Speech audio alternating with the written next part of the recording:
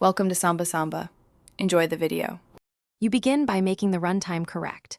Install the 64-bit Java 8 or 17 JRE/JDK that Minecraft requires, and remove any 32-bit Java. Once done, open your launcher settings, allocate RAM with XMS and XMX flags, for example XMS 1G XMX 4G. Make sure the system path and Java home point to that 64-bit Java installation so the launcher uses it. This prevents architecture mismatch errors and gives Java enough heap to initialize the virtual machine reliably. Next, you edit the JVM arguments. These control how Java boots. Remove deprecated or launcher-inserted flags that the current Java rejects. Instead, use stable options like Roman 20, plus use G1GC and sensible memory bounds. Make sure XMX does not exceed available physical RAM. If you have 8 GB, keep XMX at 3 to 5 GB max.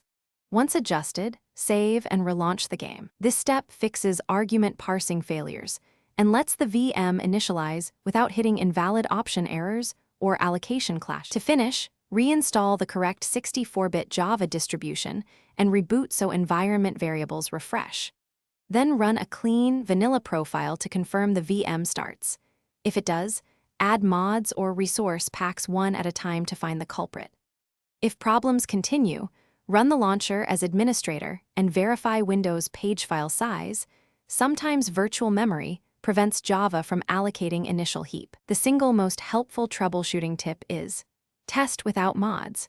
Mod conflicts often cause startup JVM failures, and isolating them resolves most cases. Thanks for watching. Consider subscribing if we helped you.